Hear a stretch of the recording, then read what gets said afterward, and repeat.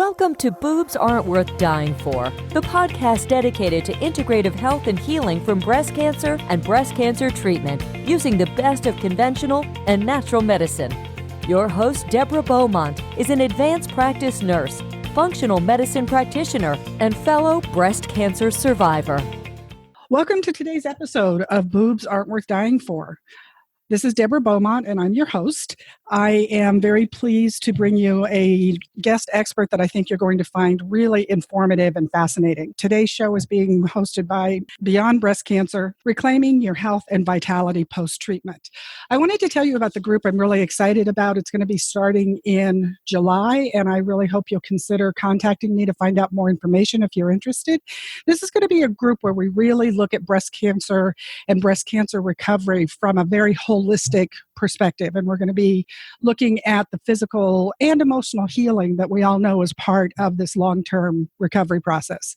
I think sometimes in the midst of treatment, we get so caught up in the next treatment and the next appointment that sometimes our emotional healing gets put on the back burner because we're just so busy trying to deal with the next step. And so I think that this is going to be a really great opportunity for us to come together as a community and look at healing from a very holistic perspective. So if you're interested in finding out more information, please email me at radicalhealthrn@gmail.com and www.mindbodynutritionrn.com. With that being said, I'd like to move on to introducing our guest. I'm really looking forward to this interview.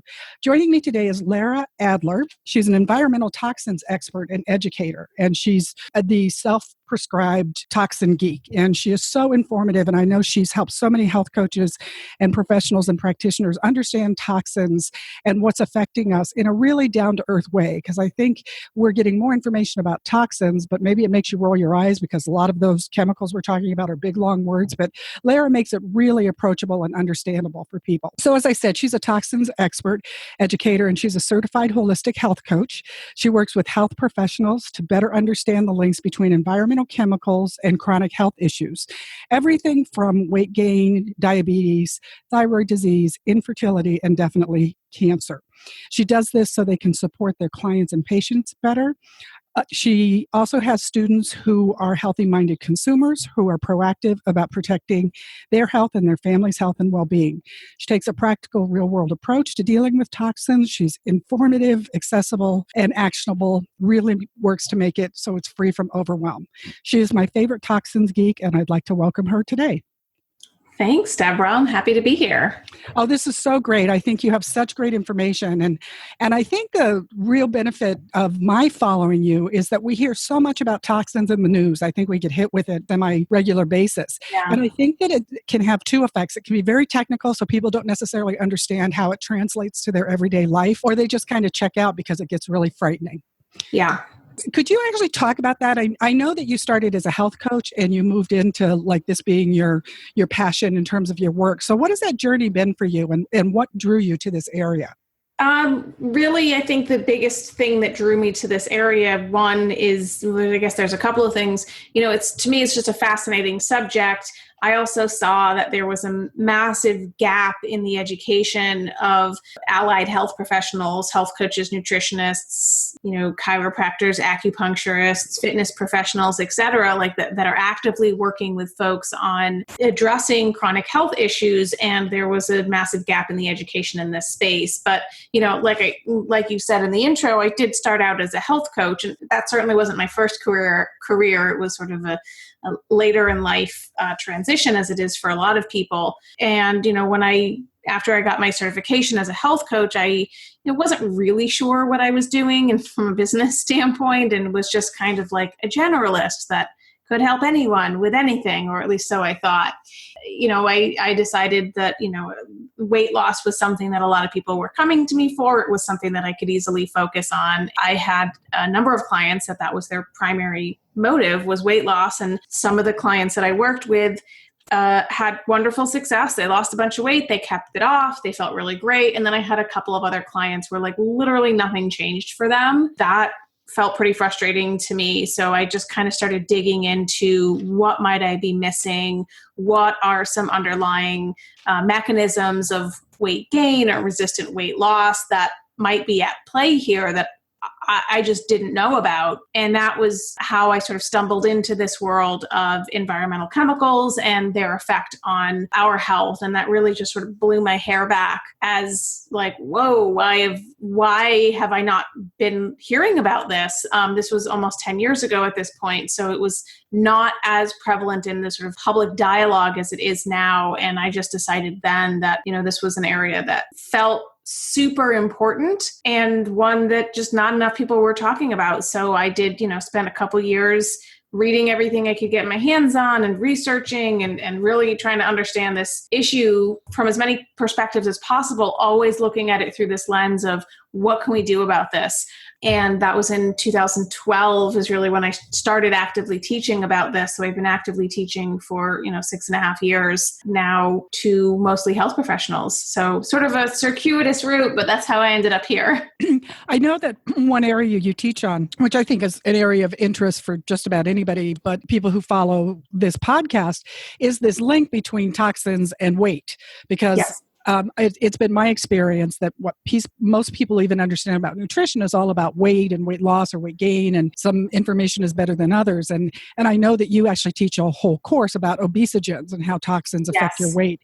So I definitely want to talk about that. Tell us what you mean by toxins, because I think that's a big word, but I know from following you that we're being exposed to toxins every day in our home and in our environment. People may not know what they are. So can you talk about some of the common environmental toxins that we're all being exposed to? Yes. Well, it's a short word, but it's a big word. Like it's a loaded word. Most people, when they hear the phrase environmental toxins, are thinking of things, out air pollution, oil spills, external things that are sort of in the environment. While those things are in fact chemicals that can affect our health, or there's, toxins in our external environment that can affect our health, as individuals, there's not a lot that you and I can do about it. We were just talking earlier about, what's happening in Hawaii with, volcanic eruptions and how that's contributing to very serious air pollution issues. But, that's not something like I can't do anything about a volcano exploding. Right. That's just going to happen. Right. Right. And so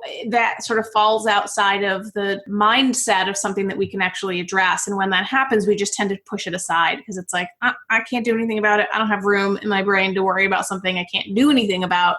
So it gets pushed aside. But when I talk about environmental toxins, what I'm talking about and what the field of environmental health or environmental medicine is looking at are primarily the toxins that we are exposed to daily, every single day through living our normal everyday lives, toxins on cash register receipts, in food packaging, on our food, in our water, like they're just in our personal care products. Like these are what we're talking about when we're talking about toxins. That definition is sort of one facet of it. The other facet that I think is important to sort of contextualize is that most people, when they hear the phrase toxin, are thinking, oh no, I've been exposed to a toxin. I better call poison control or get rushed to the emergency room because my hair's going to fall out, like whatever. That it's an acute toxin, that it's a poison. That is very rarely the case when it comes to environmental toxins. Instead, the effect of exposure to environmental toxins is this slow, chronic buildup that happens over time that affects us on this sort of physiological level that's not obvious. Some of the symptoms of exposure to environmental toxins may not manifest for 20 or 30 years. So there's a much greater latency period between exposures and, say, some type of negative disease outcomes. And since we're exposed to toxins all day, every day, it's really hard to tease out it was that one time I shampooed my hair that caused or created this problem. We can't actually say that in the field of environmental toxins. It's this cumulative effect. That's really what, the phrase environmental toxins mean. What we're talking about, like I mentioned, are the things that sort of piggyback onto the products that we're buying and using every day and are thereby being exposed to in our homes while we're sleeping, doing all the things that we do as humans, and we're all exposed. I think our some listeners might be very surprised to find out what some of those toxins are. And one of the things I learned from one of your first courses that I took, and I want you to quote the statistic because you probably know it better than me anyway, is how many hundreds of thousands of toxins that have been introduced to our everyday exposure since World War II. Well, so there's 84,000 chemicals that are registered for use in the United States. That's an estimate. What's even more shocking than that number is that the federal government doesn't actually know how many of those are actively being used. So there's likely many chemicals of that 84,000 that have kind of fallen out of use because new chemicals have replaced them or whatever. So we're likely not actively using 84,000, but that's how many are registered for use. Globally, the number is closer to 100,000. And, we want to be careful when we're talking about chemicals or toxins because we don't want to infer that, there's 84,000 chemicals and they are all toxic. So many of the chemicals that are used in consumer products and manufacturing and in commerce, they're not going to cause any health effects or there's just no indication that they would. So we don't want to just kind of say, all chemicals are toxic. That's just not a realistic statement or an accurate statement that we can make. And we don't want to sort of conflate the idea that the word chemical automatically means or is associated with being toxic because everything is a chemical. Water is a chemical, air is a chemical, the hormones in our bodies that are naturally being produced are all chemicals. So we just, what we're talking about are chemicals that have health risks, not all chemicals. So I think it's just an important distinction to make because we don't want to be alarmist about this conversation. That's what turns people off and that's what turns people away. I love the fact that you made that distinction because I do think that happens sometimes. People just kind of go overboard and it creates not only the alarmist thing, but, like people's eyes roll back like, oh, this is just impossible. So I really like what you're talking about. One of the first things I remember becoming aware of was BPA in water bottles. Yes. A decade ago. I think that's one of the things that people have heard about and they're familiar with. What I don't think they're familiar with, and I learned from your course, is that there are many different chemical makeup of BPA products. So they took out one and substituted it with another BPA product that's equally as harmful. So yeah, and that's what's referred to as a regrettable substitution, which we have a lot of instances in this conversation about chemicals in consumer products. Where we have companies that are, replacing a bad boy chemical of the moment that everybody's, got their feathers ruffled over, and rightfully so, and they simply replace it with a nearly identical chemical. And that's really, the sort of poster boy for that has been BPA. So bisphenol A is a chemical that's used as a plasticizer to make plastics rigid and hard. So they're found in things like Nalgene bottles and food processors and Vitamixes and that kind of hard shatterproof plastics. That's why they were used in baby bottles because baby bottles are that sort of hard, rigid plastic, unlike a pull and spring bottle, which you can kind of squish in your hand. It's a different type of plastic. And so bisphenol A is one chemical in a family of chemicals referred to as bisphenols. And so there's other members of that family. And it was actually moms, once they found out that bisphenol A not only was being used in baby bottles, but that this compound was leaching into formula or breast milk or whatever that was stored in those bottles, that chemical, bisphenol A, acts as a synthetic estrogen in the body at levels that we're exposed to. And so moms put up a stink. They, had this whole stroller brigade that, were taking strollers out onto the congressional lawn, and they really pushed for the phase out, really is ultimately a ban of bisphenol A in the use of baby bottles specifically, but it was still rampantly used elsewhere. And so, fast forward a couple of years, outside the mom community got hip to this problem, and consumers really just started demanding that companies clean up their products. Like they didn't want to be exposed to these estrogens. So companies started to take action and phase out the use of bisphenol A in their products. But like I was saying earlier, they simply swapped them for a nearly identical chemical in the same family, in this case, BPS or BPF like Frank.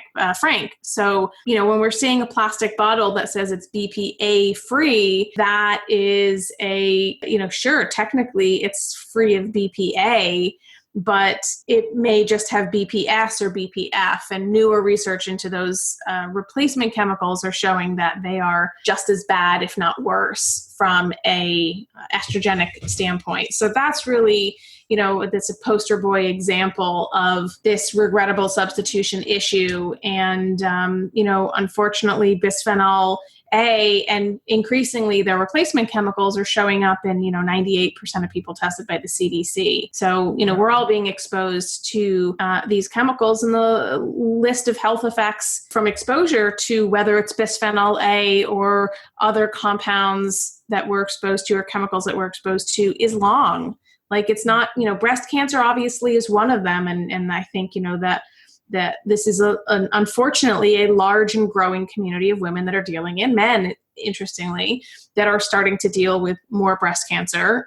Pocket communities of men. There was actually a military base called Camp Lejeune, which had some, yes, and they had, it's been years ago that sort of came to light, but they had a statistically higher incidence of male breast cancer because there was perchloroethylene, which is a dry cleaning solvent, found in the groundwater. Oh, wow. So, that's not a chemical that we're like buying that's hiding in our shampoo. That's more of like an industrial military application or issue, but it's a big deal. So, toxins aren't just leading people or increasing risks of breast cancer. It's also thyroid disease, really any hormonal imbalance. It's infertility, it's weight issues, it's metabolism issues, it's gut health, it's neurological conditions like dementia and Alzheimer's, it's behavioral issues like aggression, depression, anxiety, ADHD, autism, got links to even things like allergies, eczema, skin issues. It's, heart disease, diabetes, obesity, hypertension, like you name it. There's some connection to chemicals in our environment, and there's a sort of increasing body of research that's suggesting that perhaps these chemicals are playing a much bigger role in the onset of disease than we are currently recognizing. There's like a bigger problem, and the more research that we're doing, that seems to be the case. So I think the time is now. Like, right. We all have to start addressing this and dealing with it. And we've been doing it, and that's why people have been talking about it more. It's in the news more. It's in the press more. You've got articles coming out every single day, everywhere around the world that are talking about one facet or another of this. And I think that's great. I do. I think it's great. And yet I think people can become desensitized because it's just everywhere. Yes. So where are our most common exposures coming from? And I'll tell you my one, big story that I always explain to my patients when I'm trying to get them to understand this. In my own breast cancer recovery years ago, a major part of my healing was I adopted baby parrots, like from the incubator. Yes. People who listen to my podcast hear them in the background all the time. They're really talkative. They were in the incubator. I was going down there. I'd never had birds before. I'd always been a cat person, and I was, constantly learning about how to take care of birds. And as we were leaving the day with them, they said, "Oh, by the way, don't cook with anything in your house that has Teflon." Yeah. And I was like, "What?" And they said, "Oh, there's some invisible gas that is put off when you cook with Teflon that kills birds like instantaneously." Yeah. If it's putting off an invisible gas that's killing birds, what is it doing to us? We can't see it. We can't taste it. We don't know it's there. But if we know that animals have different sensitivities, but if they're that reactive to it, what's it doing to us? That's referred to as Teflon toxicosis. And, Teflon is, people always use that term. I actually am a little sensitive to the use of that term only because it's just not accurate. So Teflon is a brand name. Right. Kleenex is for tissues, or Band-Aid is for bandages. And so Teflon is a product manufactured by DuPont, and DuPont is certainly not the only manufacturer of nonstick coatings out there. So this applies for all nonstick coatings, but because Teflon was sort of the most ubiquitous, this issue with bird deaths or avian deaths around exposure to perfluorinated chemical gases that are released when these nonstick cookware, pans, cookie sheets, whatever, are heated to high temperatures, which often happens, referred to as Teflon toxicosis. That's obviously a very acute symptom is death. Like, okay, now you're alive, then you're not alive. That's an acute symptom. There's no coming back from that one. In humans, that kind of exposure, high exposure that might happen in the home, for example, is referred to as polymer fume fever, and it actually mimics flu symptoms. So people might not even recognize that, like, oh, it's because I overheated my nonstick pan because I forgot about it. And like for 5 minutes, it was just pumping these fluorinated chemicals into my air. And, a couple days later, maybe I have the flu. That's sort of the acute symptom of being exposed in a normal, non-occupational setting. But the chemicals that are released from those nonstick cookware, and I'll just add that the class of chemicals is not just found in pans, it's literally found in dozens of places around our homes, have a direct sort of beeline for our thyroid. They can really mess with thyroid function. So, people that have thyroid disorders or autoimmune conditions, like, really need to be mindful of, where they're being exposed to these items. And like I said, cookware is just one of the places where we're finding fluorinated chemicals. It's also in food packaging. If you're buying microwave food or you're getting takeout pizza, these chemicals are used as a lining on these papers to prevent grease from saturating the cardboard. So they're grease proofing. And so any paper that has grease proofing, may use these chemicals to afford that quality. They're used in stain resistant, carpet sprays and shoe sprays, like anything that's like a stain resistance. It's not our friend. Let's just say that. Yeah. You bring up the thyroid connection, which I think is pervasive to any number of health conditions that people are dealing with. But one of the things that I really talk about in terms of breast cancer recovery is I think that thyroid function is not often assessed. And even if it's given a look by a conventional practitioner, it's not often well assessed. And that's something that I think as health coaches, and certainly me as a functional medicine practitioner, we look at a little differently. Yeah. But I remember listening to a physician who's an expert in toxins who was saying that, going back to BPA, that they're finding that BPA is having an effect at cellular levels of thyroid function, but it's not doing anything to affect the one test that most doctors, and the only test that most doctors will run, which is TSH. Right. They look at that for thyroid function, but they're finding that these chemical and these mimickers are affecting thyroid function in the body, but not affecting the one thing that doctors look at to see if there's a problem. Right. So and that's no longer even a valid test. And so when women are dealing with weight gain, brain fog, and inflammation, and fatigue, and all these things that are considered just the cost of going through treatment, there could be other causes than just treatment, which is what we're talking about today.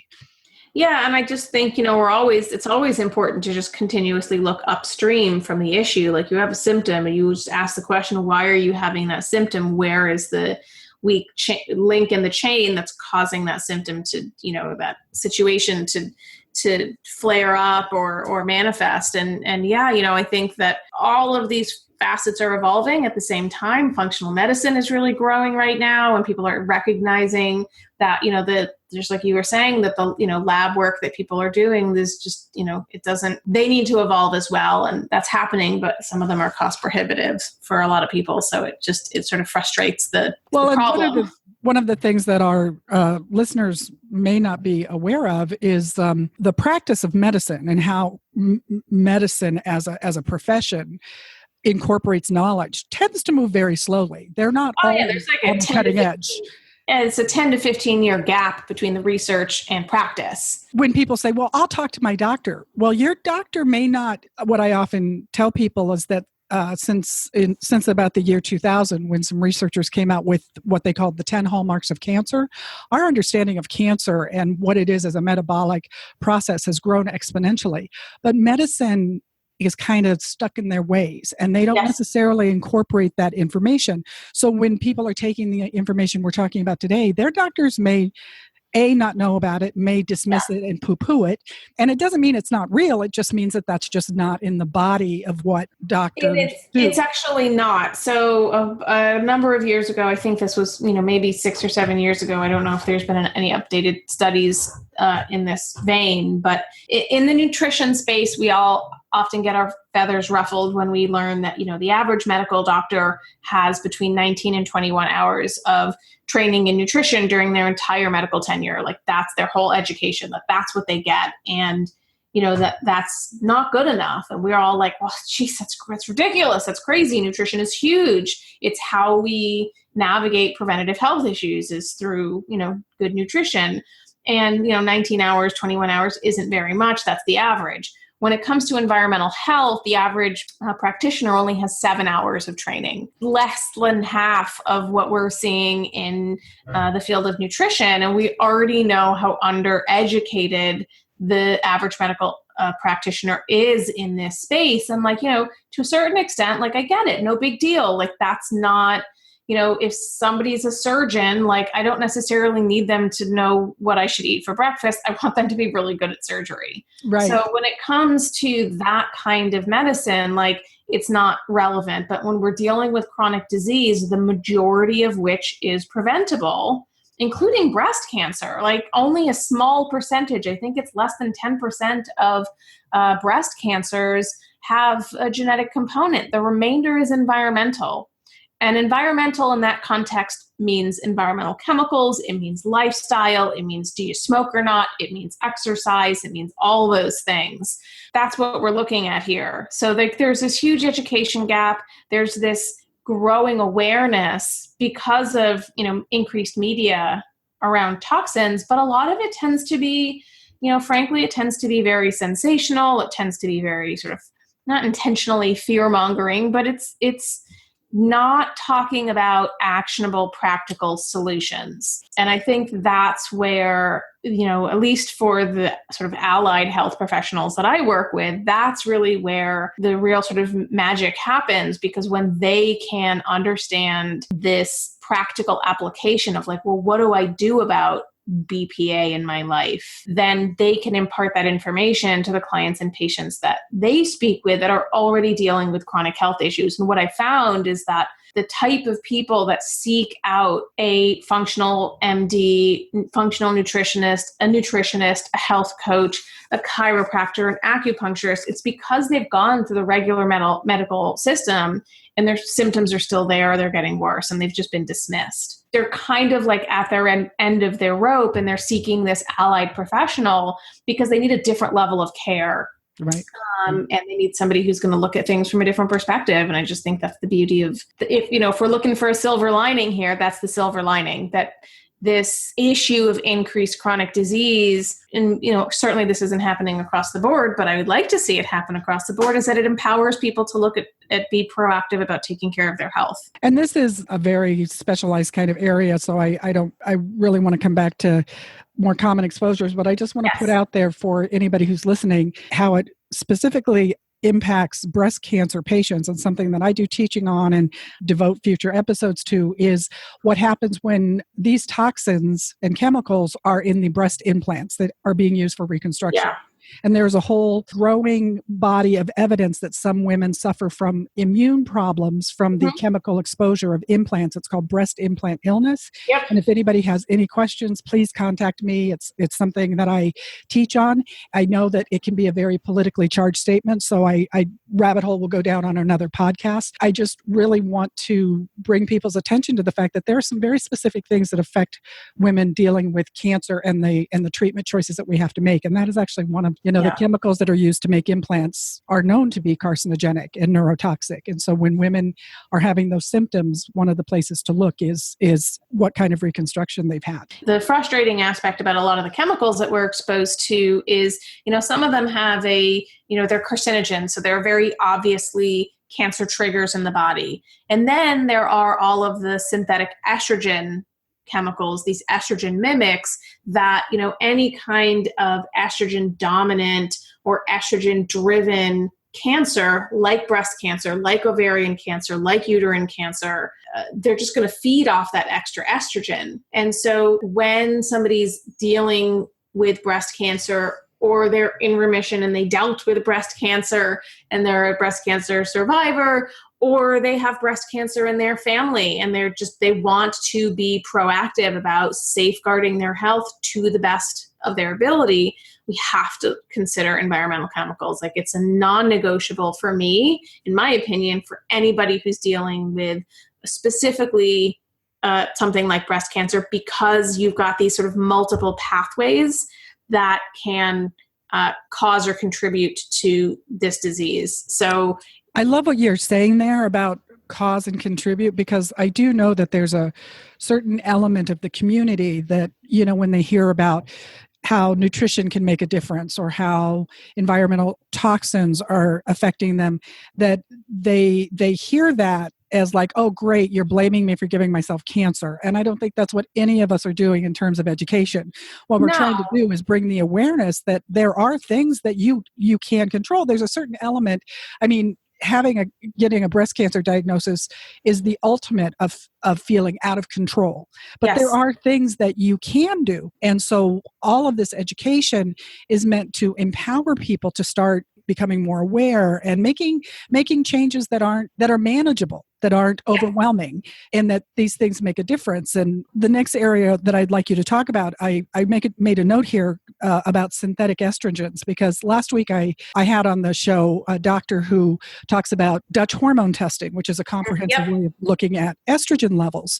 But this is also another area that I think causes a lot of fear, because estrogen is as I understand it, is a descriptive term, but it means a lot of different things. We have our natural estrogens that we make in our body. We have phytoestrogens that come from food, which are not cancer-causing estrogens, but because it's got the word estrogen in it, anybody who has an estrogen-driven cancer freaks out. And then we have these environmental... they're often referred to as xenoestrogens, which are foreign estrogens from outside the body. Oh, thank you. I was looking for the word. But yeah, the xenoestrogens that are coming into our body, and our body can't tell the difference. So it thinks that they're estrogen, but they're actually chemicals. So I'd like if you could talk about what are some of the everyday common exposures that we have, and just to be mindful of your time. Perhaps you could talk about what are some of the more estrogenic chemicals and how are we getting exposed to them on a daily basis? So, I mean, the two sort of that I always go to first, because they're both synthetic estrogens and because they're both super ubiquitous, we're just exposed in so many different places, are the bisphenol chemicals. And I would just add to that all plastics. So like I said, bisphenol is just one type of plasticizer that makes plastics rigid. And then there's another chemical called phthalates, which are used in one capacity to make plastics soft and flexible. So your shower curtain, your rubber ducky, your plastic water bottle. And they're also used in fragrances. So all of the fragranced items in your home, the dryer sheets, the scented candles, the plugins, diffusers, the dish soap, laundry detergent, makeup, hairspray, lotion, all those things that will have some type of synthetic fragrance added. And, both of those are sort of the ones that I encourage people to focus on, so we can kind of take those one at a time. So, bisphenol A, like I said, is just sort of one chemical in this plastic family. It's easier for us to just look at all plastics than it is to figure out, like, no, does this one have BPA or not? All plastics, all kinds, even the bioplastics, interestingly, studied, release some degree of compounds that mimic estrogen. So they all produce estrogenic activity. Where plastics, I don't want people to think that, we have to be a Luddite and go back into the 1910s, to before plastic was invented and the, earlier part of that century. We don't want to issue plastic because there's lots of things that in my house are plastic. My hair clip is plastic. My microphone's got plastic. There's plastic all around us. Where we want to focus are plastics that come in contact with our food. Right. That's our primary concern, because those plastics and the molecules that make up those plastic containers easily migrate into the foods or beverages that we are consuming. and we are ingesting them. So they're like directly free pass right into the body. And so I encourage people to take a look at the plastics that they have in their kitchen that are coming in contact with food. Most people are using plastic Tupperware containers, Rubbermaid containers, whatever. Some people are reusing yogurt tubs and stuff like that for food. Those are sort of the primary places where, that's the first place that I encourage people to start, is to, take a look at all those plastic food storage containers and toss them, get rid of them, or move them so that they're in the garage and they're holding, screws or nuts or bolts or something, where we're not actively touching it and it's not touching our food. And I think that, I know that I was just at Costco yesterday. They had one like right next to each other. Here are the plastic containers and here are the glass containers. Yes. It's relatively easy to get glass containers or metal drinking bottles or glass bottles that are not reusable. I mean, part of it's a convenience factor, but these are, simple changes that I think aren't going to impact anybody's daily life that much. No, and I think that, there's a slight bump in investment up front, but over time, I really believe that this saves you, not only in the sort of abstract, it saves you in healthcare expenses, but, think of how many times a year you end up buying new plastic containers because, you gave one to a friend, you lost it, whatever.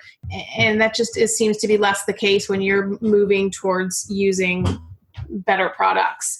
And one thing I have to really warn people against, even if you can't give it up for storage, do not reheat your food in the microwave in plastic. If anything, you're going to have it. So gases. It's less about gases, actually. It's more about, when you're heating plastic, you are increasing the rate at which molecules from that plastic are being released into whatever product is in that container. So whether it's soup or just whatever, or your leftover lunch, you're increasing the rate at which those chemicals are migrating right into your food. So this is not a gas issue that's trapped in the microwave. It's in your food and now you're eating it. So, that's really the first thing, is to just first start look at your food storage containers and aim to replace with glass as much as possible. It's really inexpensive. You can even reuse glass pasta sauce jars if you, aren't super tight budget. So there's cheap or free ways to get around this. From that sort of next step after that is really starting to look at the other plastic items in your kitchen. Are you using plastic spatulas? Are you using plastic pasta strainers, mixing bowls, measuring cups, all that stuff that's coming in contact with food? You just sort of slowly start phasing it out and replacing them with safer materials, glass, stainless steel, etc. Same thing with plastic cutting boards. People put them in the dishwasher to wash them. Not okay. Wood cutting boards are actually safer and they harbor less bacteria than plastic ones. So people always think the opposite, but that's actually not true. So that's interesting. Wood cutting boards do not harbor bacteria in the same way that plastics do, much, much less. So that's really step number one, is just start reducing the plastics that people are coming in contact with. The second step is just taking a really close look at the fragranced items and phasing those out. And start with the low-hanging fruit. Start with the plug-ins and the Febrezes and the, room freshener sprays and bathroom sprays. Like, those are unnecessary products. Just throw them out. Like, you just don't, that's a free step. It doesn't cost you anything. Scented candles. Scented candles, just toss them. It's all, what you're doing is you're polluting the indoor air inside your home with these phthalates. And like I mentioned earlier, phthalates and bisphenols, et cetera, are another one of these synthetic estrogens that is showing up in the vast majority of people. So start with the low-hanging fruit, and then once you've cleaned up those areas and you're not using scented candles and you're not using plug-ins and air fresheners and all that stuff, then you start moving into the personal care product realm. You're going to have to take a look at perfume, because perfume is nothing but musks and chemicals that on their own can actually be problematic, but then there also is going to be a phthalate component to those fragrances as well. So what are your thoughts on essential oils? I was just going to say, unless you're using plant-based essential oils, and even then I encourage people to use those sparingly for lots of reasons. It's a whole nother topic. Skip it. Right. Right. Yeah. Yeah. It strikes me, actually being a nurse many, many years ago, they made it, I think it's kind of industry wide, where they don't allow scents in hospitals and doctors' offices. Well, the And that kind of Centers thing. for Disease Control and Prevention has a fragrance-free policy in their offices and have had for many, many years. So now when I run into somebody like on the street that's got perfume, I'm overly sensitive to it because I'm Yeah. just not exposed to it anymore. But Yeah. it's like, why did we think that everything in our lives had to smell like flowers, artificial Well, flowers? and that's marketing, because our sense of smell is actually the most powerful trigger of memory, and it's connected to our memory and emotion. So from a marketing standpoint, like, that's great, that's gold. Right. I mean, there was a study that was done in a casino where they pumped the smell of vanilla into a casino gambling hall, and the amount of money that people spent on gambling increased by like 20 or 30% because it smelled nice in the room. Wow. So like, there's this psychological component to fragrance, and companies that manufacture products that have fragrance recognize that. And so there's a lot of marketing that goes into the development of these products and these sort of signature scents, because, you smell a laundry detergent that was the one that your mom used growing up, and you're like, oh man, it smells like mom. That's, from a marketing standpoint, that's gold. I tell you, to this day, if I don't smell it very often, but if I smell Old Spice, Yep. I remember the 16-year-old boyfriend Yes. that I had in high school. Yep. I mean, it's an Yes. automatic, it's the only, literally. Yes, I'm the same way with some terrible Calvin Klein cologne. Right. Like, Yeah, the guy I dated when high they school. really overdid it. Yes. Like That's all I could think of. That's it. Immediately transported to being like 16 years old. So that's why scent is so powerful. But, it's also unnecessary. And one of the things that I think is really interesting is that when people sort of, quote, detox their homes from all these synthetic fragrances, their palate changes in the same way that if you stop eating Fritos and Dunkin' Donuts and garbage food, you can taste your palate changes. So like, you can taste the subtlety of flavor that you couldn't before because it was so deadened by, these hyper palatable foods and high fat, high sugar, high salt. Eventually, and that, of course, a vegetable tastes bland to somebody who eats that diet because their taste buds are like at 11 all the time. Right. So when you dial that down, you start to adjust. And the same thing happens with fragrances, as you know this, like, once you've sort of taken them out of your life, when you are re-exposed to them, you're like, oh God, how did I ever think this smelled good? Right. So that's what happens. So it's, we think we need it until we get rid of it. And then we're like, oh, I didn't need that stuff. Right. Also learned many, many years ago, in terms of people dealing with anxiety and depression, they found that there's an uptick at holidays of people going to malls, not to shop, but because the smell of cookies gives them that warm home feeling. Yeah. So once again, I mean, I think that's just... Well, it's why real estate agents, will sometimes bake a batch of cookies if they're showing a house, because they want to evoke the feeling of home. So smell is a powerful, powerful trigger, emotional trigger for us. Think about how many more sort of positive experience. It's not about like saturating ourselves with all these fragrances, because it becomes deadening after a while. So like, let's clear the slate. Let's get rid of these super ultra saturated fragrances. Start kind of clearing that stuff out. So start with like I said, the scented candles, the air fresheners, and the perfumes are sort of the first phase of this clean out. And then the second phase is really just looking at all of your personal care products. Women use an average of, I think it's 12 personal care products every single day. And through that are exposed to over 160 something chemicals before they even get out of the bathroom in the morning. So Look, 10 years ago, it was actually pretty hard to find personal care products that weren't made with all these ingredients. And now, because of consumer demand and greater understanding of these issues, there's more and more companies, more than ever, I can't even keep up now, that are producing lines of skincare and makeup and other personal care products that don't have harmful chemicals. They're not using synthetic estrogens. They're using plant-based ingredients. They're using essential oils. They're not using carcinogens in their products. And I think that that just helps all of us And for our listeners, I'm actually going to have a link on my website and in the show notes to actually what a couple of those products might be.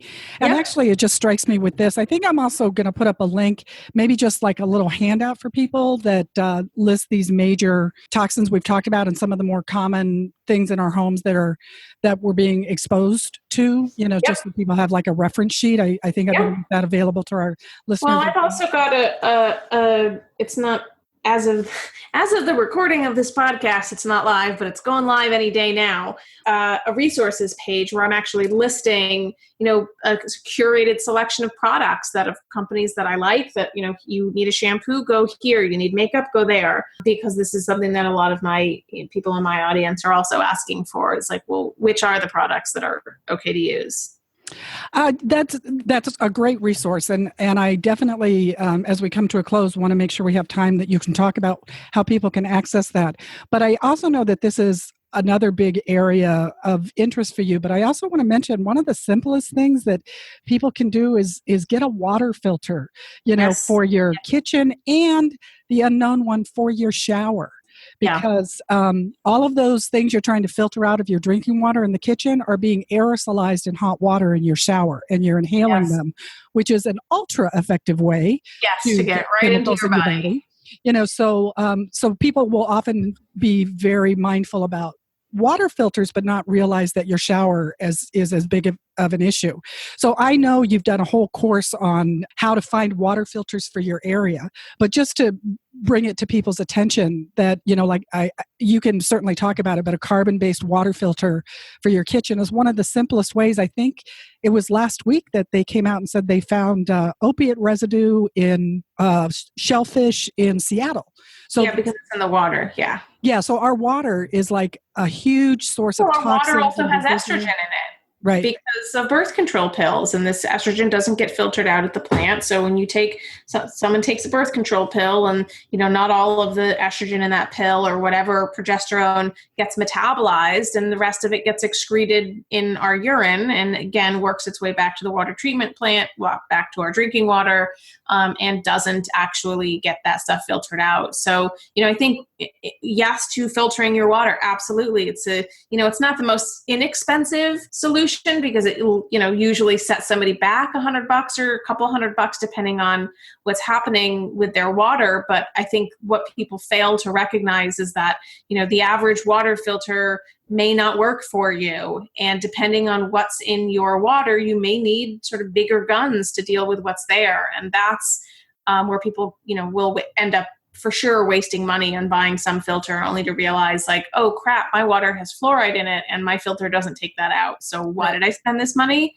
So, that's why I created this course, because it was, for my clients, it was one of the, the number one question that I would get was which type of water filter to get. So if people want to check, want to learn about what's in our water, how do we find out what's in our water? Because, your water is vastly different from mine, but it also might be vastly different from someone who lives an hour from me. We really do have to, it's like nutrition. There is no one size fits all. Same thing with our water filters. We have to really build them around what's happening in our unique situation. And so people can certainly just head over to my website if they want to check that out.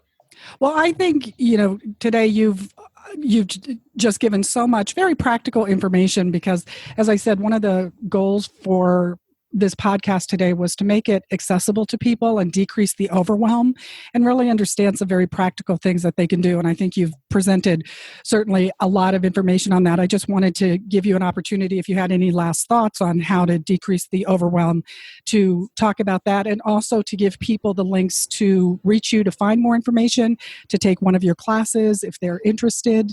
Like, people can reach out to me and I can provide information and links to you. But if you want to talk about that in our last few minutes, I think that would be a great way to bring our conversation to a close. Yeah, absolutely. So, in terms of avoiding overwhelm, I think that there's always going to be some degree of overwhelm with anything new that we learn, including something that has the potential to be scary. But, the fastest way to shift out of that overwhelm is to shift into action. because as soon as you start taking action, you're like, oh, I got this. I can handle this. Right. And I think that that's our goal is we want to shift you into taking action steps, or we want people to shift into taking action steps. So, sort of my motto in this whole big conversation of environmental toxins is to help people change the things that they can control so they worry less about the ones that we can't. I can't worry about a volcano erupting. I can do the best. Like, I can control the aspect of it that, for example, to use that example, that I can control, which is whether or not this, the chemicals and ash, et cetera, are coming into my house through the use of something like an air filter. So, I can't control the pollution in some, waterway, but I can control what products I buy and bring into my house and expose myself to. So change the things we can't control and just don't worry about the rest, because stress is toxic. And, especially if people are, dealing or sort of swimming in this cancer waters and breast cancer waters, there's already a layer of stress there. So we need to allow for some grace in this conversation. We just do the best that we can, change what we can, and sort of bless and release the rest. And we'll get to it later. Like, we'll get to it when we're able to. And that's really, how I would suggest people look at that. And, if people do want to learn more, if they want to come check me out, they can just go to my website, which is laraadler.com. It's LARAADLER.com. They can find me on Instagram at Environmental Toxins Nerd, basically where I spend most of my time. So people can come and say hi and connect with me there if they want. Well, I know you're a highly respected environmental toxin nerd in the communities that I travel in. So I so appreciate you giving us your time today. Yeah, of course. As Lara mentioned, she's going to have some resources on her website, and I'm certainly going to have some in the show notes. So if you're listening to this and weren't someplace you can take notes, not to worry, the information is out there. Just to piggyback on what Lara said, I think particularly when it comes to breast cancer and how it's affecting us, I think there is understandably so much fear, and sometimes it can result in a freak out. But I think it just starts with education. And in all of this, as Lara said, not every chemical on the planet is going to give you breast cancer, but really understanding what some of the high hitters are, and some of the ones that we really can reduce or eliminate in our daily exposure that aren't going to be too complicated to do is really the place to start. As I said, if the whole breast implant illness is a whole different topic, but if you have questions about that, you can certainly contact me at radicalhealthrn@gmail.com. That's certainly something I've been studying for a while since I went through it when I had expanders in. On my website, you can also schedule time for a free consult, and we can talk about that and also get information about the upcoming groups. I appreciate all of you joining us today, and I so appreciate, Lara, you joining us and being so free with your information. Well, thanks for having me. This has been great, and I'm sure that there will be lots of questions, so I'll probably just be forwarding them to you. Excellent. Or referring to the courses of yours that I've taken on my own. And actually, if you are a healthcare practitioner or a coach or somebody who works in this area and you want to learn more so that you can incorporate it in your work with clients, please check out Lara's courses. She has smaller courses. She has a larger course. She has a certification course. You can do as much of a deep dive into this area as suits your personal needs. So that's definitely something I want to let you know as a resource. And I think this is just information that probably any practitioner could incorporate into their practice. Absolutely. Thanks so much. Until next time, take care. Thanks for listening. If you have questions or feedback, you can reach Deborah at radicalhealthrn@gmail.com or her website, www.mindbodynutritionrn.com. You can also find us on Facebook under Boobs Aren't Worth Dying For. For future episodes, subscribe on iTunes, where you can also leave positive reviews. Until next time.